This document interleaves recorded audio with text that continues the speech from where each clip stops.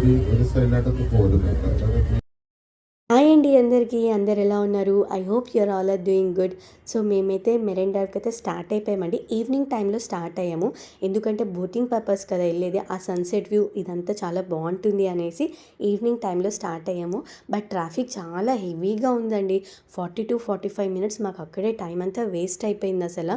ఇంకా sunset view ఇంకా miss అవుతుంది అని అనుకున్నాము. అన్ఫార్చునేట్లీ దానివల్ల మిస్ అవ్వలేదు, నా వల్ల మిస్ అయింది. అది ఎలా అనేది మీకు ఫర్దర్గా చెప్తాను. అక్కడికి వెళ్ళాక మాకు తెలిసింది ఏంటంటే అక్కడ మెగా ఫ్లవర్ షో 2025 ఒకటి రన్ అవుతుంది, అలాంగ్ విత్ షాపింగ్ మేళా కూడా రన్ అవుతుందని. దీనివల్ల ఏమైందంటే మాకు పార్కింగ్ చేసుకోవడానికి అసలు ప్లేసే లేదండి. ప్రతి పార్కింగ్ ఏరియాలో ఫుల్ అని చెప్పేసి బోర్డు పెట్టేశారు. మా హస్బెండ్ చెప్పాడు, నేను ఎక్కడో చోట పార్క్ చేసుకొని వస్తాను, మీరు వెళ్ళి టికెట్స్ తీసుకొని రెడీగా ఉండండి అని చెప్పాడు. సో దట్ నేను ఆరుష్ వెళ్ళిపోయాము టికెట్స్ తీసుకోవడానికి. అక్కడికి వెళ్ళినాక టికెట్ కౌంటర్ దగ్గరికి వెళ్ళి టికెట్స్ తీసుకున్నాను. 200 రూపీస్ అండి టికెట్ వచ్చేసి. ఈ 200 రూపీస్ టికెట్ ఎట్లా అంటే మనకి 1 అవర్ బోట్లో టైం స్పెండ్ చేయొచ్చు. ఓవరాల్ సైట్ సీయింగ్ మొత్తం చూపిస్తుంది. ఇంకొకటి 50 రూపీస్ టికెట్ ఒకటి ఉంటుందండి. 50 రూపీస్ టికెట్ ఎట్లా అంటే మనల్ని ఇక్కడ నుంచి పికప్ చేసుకొని ఫోర్ట్ కొచ్చి దగ్గర డ్రాప్ చేస్తుంది.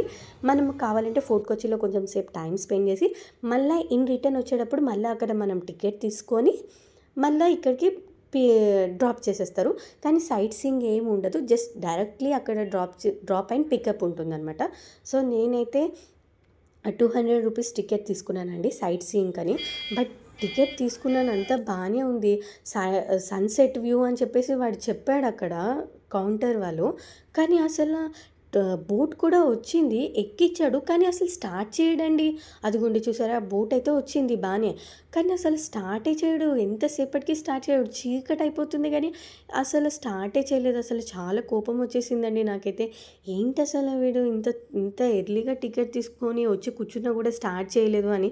దాని తర్వాత మా హస్బెండ్ అన్నాడు, ఎందుకు అలా తిట్టుకుంటున్నావు అంటే, చూడు అసలు మనం ఎంత తొందరగా వచ్చి టికెట్ తీసుకున్నాము, ఇంకా సన్సెట్ వ్యూ అప్పటికి కొంచెమే అవుతుంది, కానీ అట్లీస్ట్ కొంచెమైనా చూడగలుగుతామేమో ఆ బోటింగ్లో కొంచెం ముందుకు వెళ్ళి అనుకున్నాము. తర్వాత మా హస్బెండ్ ఏం చెప్పాడంటే, ఇక్కడ ఇన్ని కౌంటర్స్ ఉన్నాయి, అన్ని షిప్స్ రెడీగా ఉన్నాయి, నువ్వు ఎందుకు ఇక్కడే టైం వేస్ట్ చేసావు, అదేదో వేరే కౌంటర్ దగ్గరికి వెళ్ళి అక్కడ టికెట్ తీసుకొని ఉంటే తను అప్పుడే వచ్చేసాడు పార్క్ చేసేసి. అప్పుడే వెంటనే మనం ఆ స్టార్ట్ అయ్యే బోట్లో ఉంటే మనకు ఆ వ్యూ అనేది మిస్ అవ్వకుండా ఉండేది కదా అని. అవును కదా అనిపించిందండి. ఇంకా ఈ బోట్ అప్పటికి రాలేదు, అయినా కూడా నేను టికెట్ కౌంటర్ దగ్గర ఇక్కడే వేస్ట్ చేశాను, కానీ పక్కన కౌంటర్స్ దగ్గరికి వెళ్ళి చూసి అక్కడ తీసుకొని ఉంటే ఎంత బాగుంటుంది, మిస్ అవ్వకుండా ఉండేవాళ్ళం కదా అని అనిపించింది. ఇక్కడ బోట్లో మనకు ఒక గైడ్ ఉంటాడండి, తను సైట్స్ ఎవ్రీ సైట్ దగ్గర మనకి అక్కడ ఉండే ప్లేస్ ఏంటి అనేది మనకు అంత వివరంగా చెప్తాడు. బట్ మలయాళంలో చెప్తాడు, మాకైతే ఏమీ అర్థం కాలేదు. మీకేమైనా అర్థమవుతుందేమో వినండి. ഓപ്പോസിറ്റ് സൈഡിലായിട്ട് കാണും നാവൽ ബേസ് ആണ്.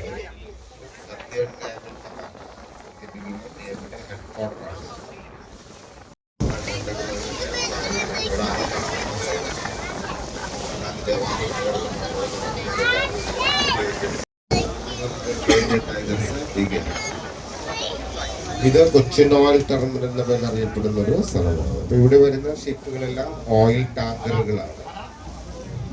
ഇവിടെ നിന്ന് ഒരു 26 കിലോമീറ്റർ ദൂരത്തായിട്ട് ഓയിൽ റിഫൈനറി സ്ഥിതി ചെയ്യുന്നുണ്ട്. ആ ലൊക്കേഷനിലോട്ട് സെൻഡ് ചെയ്യും. പിന്നെ അതിന്റെ റിഫൈൻ പ്രോസസ് ആരാണ് ഹാർബർ എഞ്ചിനീയർ 1924.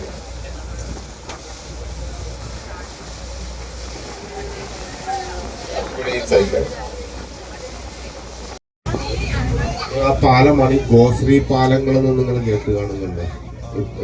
ഗോശ്രീ ദ്വീപുകളെ തമ്മിൽ കണക്ട് ചെയ്തിരിക്കുന്ന ഒരു പാലമാണ്. റൈറ്റ് സൈഡിൽ കാണുന്നത് Narmada Container Terminals constructed keeping container at 2001. It's a port.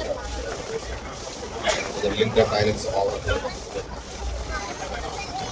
ఇది కేరళలో ఫస్ట్ తాజ్ హోటల్ అండి. ఈ బోటింగ్ వచ్చేసి మనకి బ్యాక్ వాటర్స్‌లో ఉంటుంది. సో, 15-20 కిలోమీటర్స్ డిస్టెన్స్‌లో ఏదైతే బ్యాక్ వాటర్స్‌ని టచ్ అయ్యి ఉంటాయో ఫేమస్ ప్లేసెస్ అవన్నీ మనకి సైట్ సీయింగ్ లాగా చూపిస్తారు. అండ్ మధ్య మధ్యలో మనకి షిప్స్ ఉంటాయి. కంటైనర్ షిప్స్ ఉంటాయి. అండ్ ఆయిల్ ట్యాంకర్స్ ఉంటాయి. సిమెంట్ లోడింగ్, అన్‌లోడింగ్ సంథింగ్ ఇవన్నీ ఉంటాయండి. తను చెప్పినప్పుడు యాక్చువల్‌గా కొంచెం మేము ఫస్ట్ ఎర్లీగా వచ్చాము చూడండి. ఆ టైంలోనే మేము రైడ్‌కి వెళ్ళిపోయి ఉండుంటే మాకు ఇవన్నీ ఇంకా క్లియర్ కట్‌గా కనిపించేవి అని అనిపించింది. ఇక్కడ చూసారా 2 పెద్ద పెద్ద షిప్స్ అనమాట. సో, తను మధ్యలో మమ్మల్ని బాగా ఎంటర్‌టైన్ కూడా చేశారు పాటలు పాడి. అండ్ ఇదొచ్చేసి ప్యాసింజర్ బోట్ అండి. ఇది మేము మెరైన్ డ్రైవ్ నుంచి ఫోర్ట్ కొచ్చికి ప్యాసింజర్స్‌ని తీసుకొస్తూ ఉంటుందనమాట. సో, ఒకవేళ మేము ప్యాసింజర్ బోట్‌లో ఎళ్ళుంటే ఆ బోట్‌లోనే వెళ్ళేవాళ్ళమి. సో, ఇంకొంచెం ఎర్లీగా ఉండుంటే బావుండు అని అనిపించింది నాకైతే. బట్ ఇలా కూడా లైటింగ్ వ్యూ కూడా బావుంది. సైడ్ సాంగ్స్ పాడి ఎంటర్‌టైన్ చేస్తున్నాడు.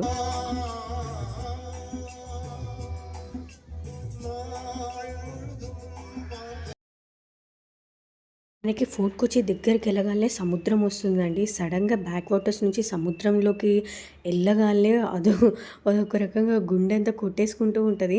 ఎందుకంటే డైరెక్ట్ సముద్రంకి ఎళ్ళగానే బోట్ అంతా కొంచెం మునిగిపోయినట్టు అనిపించిందండి. కానీ ఎక్కువ లోపలికి కూడా వాళ్ళు తీసుకెళ్లరు. జస్ట్ మనకు ఆ ఫీల్ తెప్పించి వెంటనే ఇట్లా టర్న్ చేస్తూనే ఉంటారు. ఈ బోట్ దగ్గర నుంచి మనకి టర్న్ అయిపోతూనే ఉంటుంది. బట్ అంత కొద్దిసేపయితే నిజంగానే నాకైతే ఆ బోట్ మునిగిపోతదా ఏంటి అన్న ఫీలింగే వచ్చేసిందండి నాకైతే. అంత భయంకరంగా అనిపించింది. అమ్మో! తొందరగా బ్యాక్ వాటర్స్‌లోకి వెళ్ళిపోతే బావుండు బోట్ అనిపించింది. లైటింగ్స్‌లో కూడా వ్యూ చాలానే బావుందండి.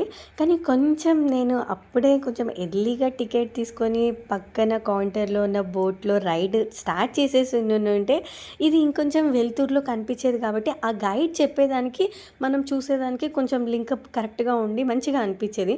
ఇప్పుడు తను చెప్పినా కూడా మాకు అర్థం అవ్వట్లేదు. బట్ ఈ బోట్స్ అవి కనిపిస్తున్నాయి కాబట్టి కంటైనర్, ఆయిల్ ట్యాంకర్ సంథింగ్ ఇలా చెప్తున్నాడు కాబట్టి ఓకే. ఇది అని చెప్పేసి మేమైతే అర్థం చేసుకుంటున్నాం అలా. బట్ బావుంది. నాకైతే చాలా నచ్చింది.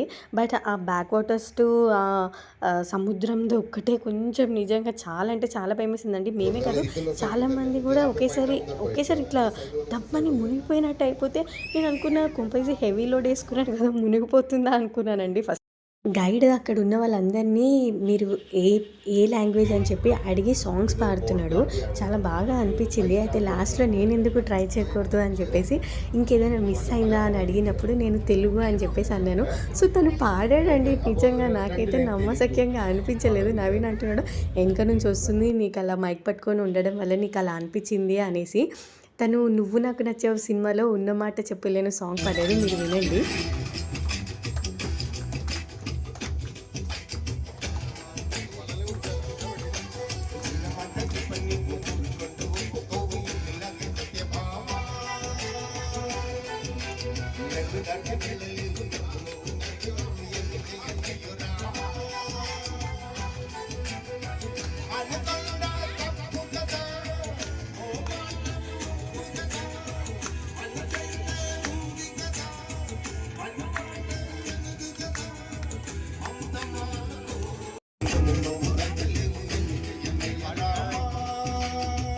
అడిగిన వెంటనే పాడాడు కదండీ! గ్రేటే కదా!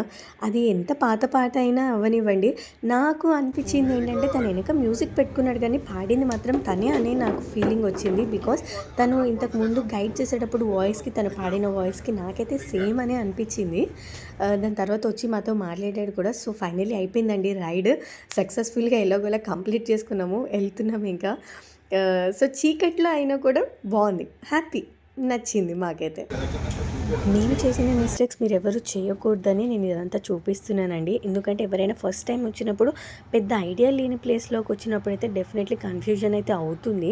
సో, నాకు కూడా అలాగే అయింది. నేను ఇదొక్కటేనేమో టికెట్ కౌంటర్ అని అనుకున్నాను. అసలు చుట్టుపక్కల చూడాలన్న థాట్ కూడా నాకు రాలేదు. సో, నెక్స్ట్ టైం ఎవరైనా వస్తే మాత్రం ఇంకొంచెం మేము ఎర్లీగానే వచ్చాం. నేనే టైం వేస్ట్ చేశాను. సో, ఎర్లీగా రండి అని చెప్పడానికి ఏం లేదు ఇక్కడ. సో, అలా మా రైడ్ అయితే కంప్లీట్ అయింది. నెక్స్ట్ ఎలాగో వచ్చాం కదా! ఇక్కడ ఇంకా 2 ఈవెంట్స్ నడుస్తున్నాయి కదా! Mega flower show and shopping Mela అని. అవి కూడా చూసి వెళ్దామని ఇంకా అలా వెళ్ళిపోతున్నామండి. ఈ బోట్ వచ్చేసి పర్ హెడ్ 650 అండి. 4 అవర్స్ మనం బోట్లో స్పెండ్ చేయొచ్చంట అది. సో ఇదే అండి మా బోటు విశేషాలు. నేను యాక్చువల్‌గా ఎక్కడ ఎక్కువ కన్‌ఫ్యూజ్ అయ్యానంటే మెయిన్ ఈ టికెట్ కౌంటర్ దగ్గరే అండి. వేరే టికెట్ కౌంటర్ దగ్గర ఎక్కడ ఇంత అట్రాక్టివ్‌గా లేదు టికెట్ కౌంటర్ అని చెప్పేసి. ఈ టికెట్ కౌంటర్ దగ్గర మాత్రమే చాలా పెద్దగా పెట్టేసి ఉంచారు. సో టికెట్ కౌంటర్ దగ్గరికెళ్ళి టికెట్ తీసుకో అంటే ఏమనుకుంటామండి. అలాగా చూస్తే అదే టికెట్ కౌంటర్ అనుకున్నాను. పక్కన పక్కన వాళ్ళు చిన్న చిన్న కౌంటర్స్ పెట్టుకొని ఉన్నారు. నాకంత ధ్యాస వెళ్ళలే. సో పక్కన పెట్టేయండి దాన్ని. సో మేమైతే ఫైనల్లీ మెగా ఫ్లవర్ షోకైతే వచ్చాము. చాలా అంటే చాలా బాగుందండి నిజంగా. చాలా రోజులైంది అన్ని ఫ్లవర్స్‌ని ఒకటే దగ్గర చూసి. అండ్ స్పెషల్లీ చామంతి పూలండి నిజంగా. ఇక్కడ నిజంగా చామంతి పూలు చాలా తక్కువ చూశాను వచ్చిన ఇన్ని మంత్స్ నుంచి అయితే. సో అలా చాలా బాగా అనిపించిందండి నిజంగా. అలా మంచిగా ఫ్లవర్ షోకైతే నేనైతే ఫస్ట్ టైం రావడం. నేను ఊటీలో ఒకసారి అయితే ఆ బొటానికల్ గార్డెన్‌లోకి అయితే వెళ్ళాను. దాని తర్వాత ఇదే అనమాట. మంచిగా అనిపించింది. ఈ చెట్లన్నీ మనకి బయట కూడా అమ్మడానికి పెట్టారనమాట. కావాలనుకుంటే మనం కొనుక్కోవచ్చు. చాలా మంచిగా అనిపించిందండి చూడ్డానికైతే. చూడండి రెడ్ రెడ్, యెల్లో ఎంత ముద్దు ముద్దుగా ఉన్నాయో కదా! నాకైతే చాలా బాగా అనిపించింది ఈ ఫ్లవర్స్‌ని చూస్తుంటే. అండ్ రోజ్ ఫ్లవర్స్ కూడా ఉన్నాయండి. రకరకాల rose flowers white, pink, red అసలు చెప్పలేననమాట. అన్ని రోజ్ ఫ్లవర్స్ కూడా ఉన్నాయి. సో మేమిక్కడ ఫిష్ దగ్గరికి వచ్చారు. ఇది కొంచెం చిన్న చిన్నగా అట్రాక్షన్ ప్లేసెస్ కొన్ని పెట్టారు. అండ్ ఫోటో కోసం అని చెప్పేసి ఫోటో పోజెస్‌కి కొన్ని సెక్షన్స్ పెట్టారు. చాలా బాగా అనిపించింది. సో ముందే మనకి అక్కడ లైన్‌లో మనకి ఫుడ్ ఇస్తారనమాట ఫిషెస్‌కి ఎయడానికి. ఆ ఫుడ్ తీసుకొచ్చి మనం వేయొచ్చు. బాగా అనిపించింది అన్ని కలర్ కలర్ ఫిషెస్ ఒకటే దగ్గర చూడడం. మంచిగా అనిపించింది.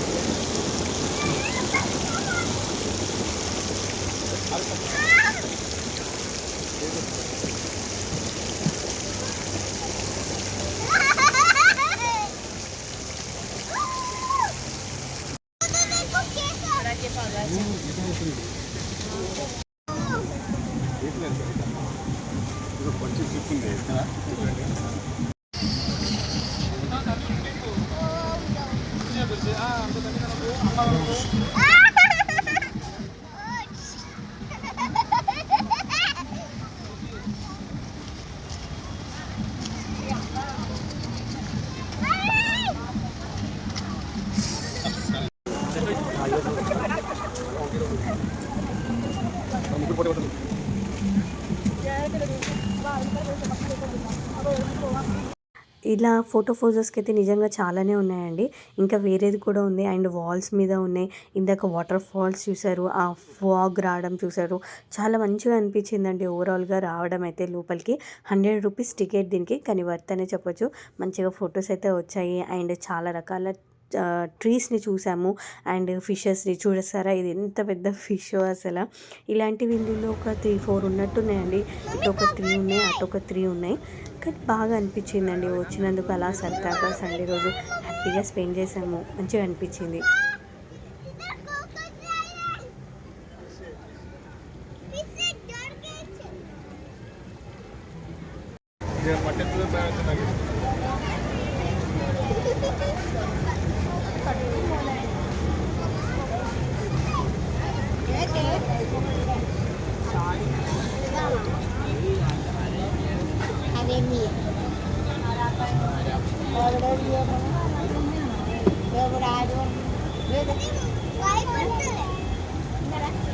దగ్గర మంచిగా తీస్తే పట్టుకుంటాం.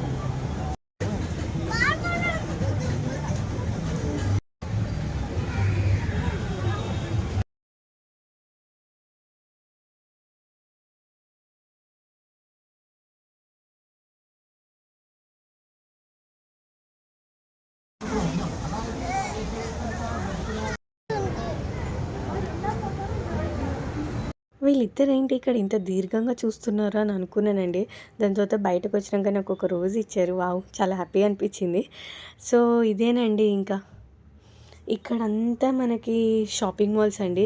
ఏం లేవు, అన్నీ స్టాల్స్ పెట్టేసి ఉన్నాయి. మేమైతే ఇక్కడ పాపడ్లయితే తీసుకున్నాం. చాలా బాగున్నాయండి టేస్ట్. నిజంగా అంటే నిజంగా చాలా బాగా అనిపించాయి తీసుకున్నందుకు. సో, ఇదేనండి. ఇంకా ఏం లేదు, అన్నీ స్టాల్సేనండి. సో, మీకు రఫ్‌గా అలా కొన్ని స్టాల్స్ చూపిస్తాను. అండ్ షాపింగ్ మేళా ఒకటి ఉంది కదండీ 2025 అందులోకి మాత్రం నేను వెళ్ళలేదండి. ఇంకా నా ఓపిక అంతా నశించింది. ఇంకా అందులోకి వెళ్ళి ఎట్లాగో ఏం కొనను. సో, వెళ్ళి ఎందుకులే అని ఇంకా నేను అందులోకి అయితే వెళ్ళలే. నేను బేసికల్లీ షాపింగ్ చేయాలి అంటే నాకు కావాలి, అవసరం ఉన్నప్పుడు మాత్రమే నేను షాపింగ్ చేస్తాను. మిగిలిన టైంలో దాని గురించి ఆలోచించననమాట. అది ఒకవేళ అక్కడ నన్ను ఎంత లాగుతున్నా కూడా నేను వెళ్ళను. ఎందుకంటే ఇప్పుడు అవసరం లేనప్పుడు ఎందుకు షాపింగ్ చేయడం అనిపిస్తది. ఇదంతా ఫుడ్ కౌంటర్ కూడా అండి. నా అడ్వైస్ అయితే ఏం తినకపోవడమే మంచిదండి. బికాస్ మీకు తెలిసిందే కేరళలో బీఫ్ ఎంత ఫేమసో. ఏదైనా తిన్నాక అది బీఫ్ మిక్స్ అయిందని మనకు ఫీలింగ్ వచ్చి మనం ఫీల్ అయ్యి ఇదంతా కంటే ఏం తినకపోవడమే బెటర్ అని నా ఒపీనియన్. బయటకు వచ్చాక చూస్తే చాలా ఆడుకునేటివి ఉన్నాయి కానీ మా బ్యాటరీస్ అంతా లో అయిపోయినాయి. ఈవెన్ ఆరుస్తే కూడా తను కూడా ఏమంత ఇంట్రెస్ట్ చూపించలేదు. ఇంకా ఇంటికి వెళ్ళిపోదామని స్టార్ట్ అయిపోయాము. చూసారా స్ట్రీట్స్ అంతా మంచిగా వైటింగ్స్తో చాలా బాగుందండి. ఇదేనండి మా మెరైన్ డ్రైవ్ వ్లాగ్. మీ అందరికి కనుక నచ్చినట్లయితే definitely like, share and comment and subscribe చేసుకోవడం మాత్రం అస్సలు మర్చిపోవద్దు. Thank you so much for watching అండి.